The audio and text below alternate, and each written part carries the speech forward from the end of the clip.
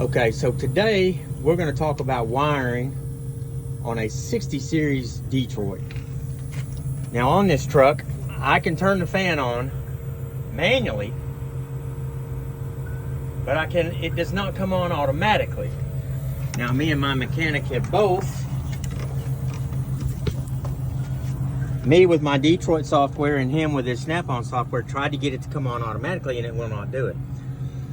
Now this fan solenoid, I struggled for a couple months because Western Star told me that this fan solenoid was normally closed, and it is not. It is normally open, which is a good thing. Now how to tell what you have is, this plug right here is your wiring harness, and it plugs in your fan solenoid. If your truck is on and running and you unplug this and the fan comes on, you have a normally open fan solenoid, which is what this setup is, okay? Now what you do, if it will not come on automatically, wire yourself up a relay. Now in order to do this, you're gonna need a relay, and you're gonna need a temp switch in the head.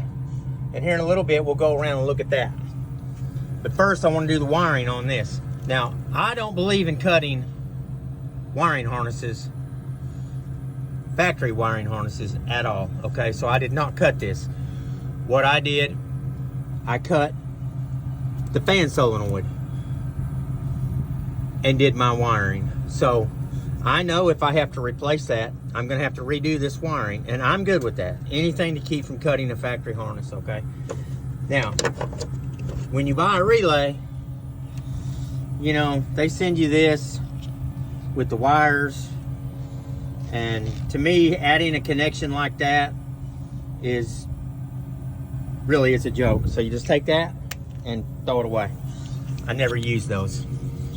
When you get done, you can do what I did and just put that up on the firewall like that. Use these connectors. That'll waterproof it, and you can put them on here, okay? Now, if you have a normally open circuit, what you do is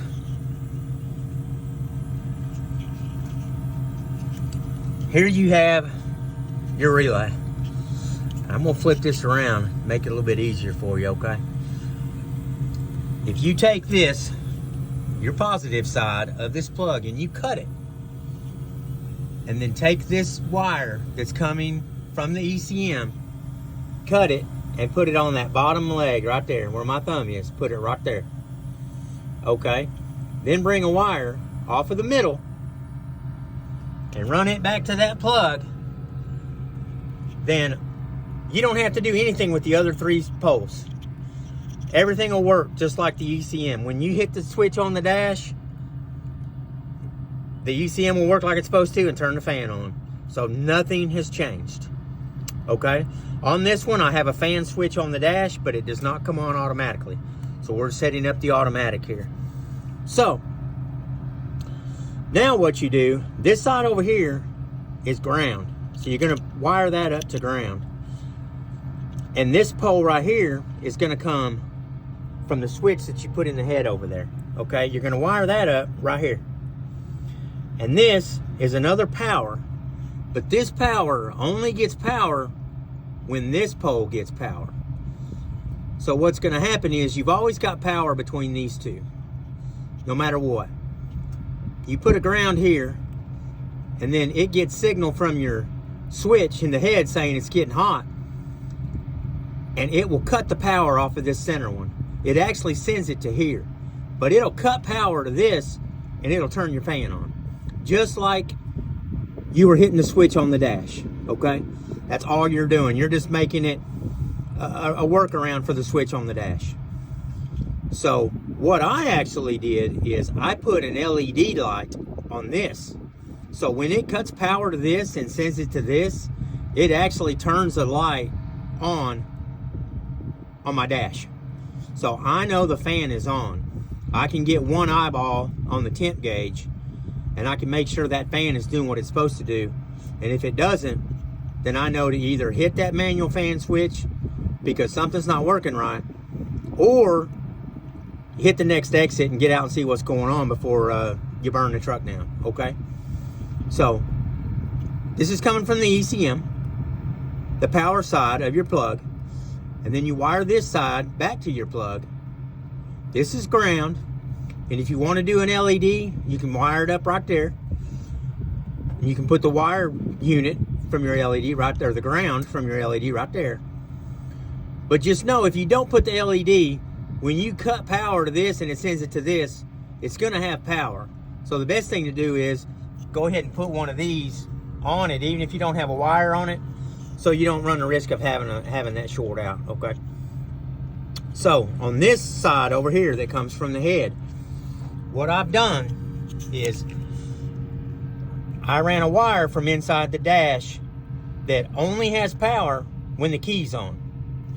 I have wired this whole truck so that nothing has power unless the key is on. You can wire that head switch up straight from the battery if you'd like. I personally don't like that.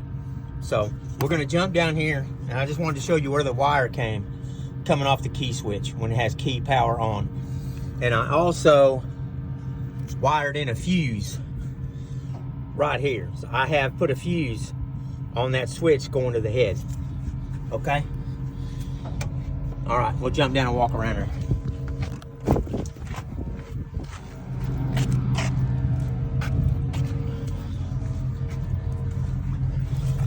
Now over here in the head is a switch I put in. And this switch is going to be normally closed. And this is my power wire coming from inside the truck. I've got it coming in over here, and it's going to that pole right there, okay? Now, when this temp switch hits 210, it opens up and sends power to this wire, which goes to this pole right here, okay?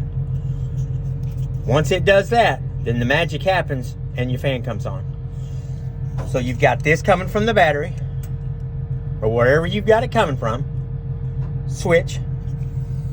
Then when it hits 210 and opens up, it's going to send power to that pole, which is going to cut the power to this and turn your fan on. And that's how that works. It's not hard. It's a pretty simple deal. But now my fan comes on when it hits 210. And I know it's on because I've wired an LED up to this top pole. And then when it gets back down to 201, 202, it cuts power to this. Everything goes back to normal. The fan turns off and you're good to go. It's really not that hard. It took me a while to figure it out because Western Star had originally told me that fan solenoid was normally closed. So I was sending power to places I shouldn't have been sending power, and I kind of screwed some things up. That's why you see some of that wire up there that's kind of messed up.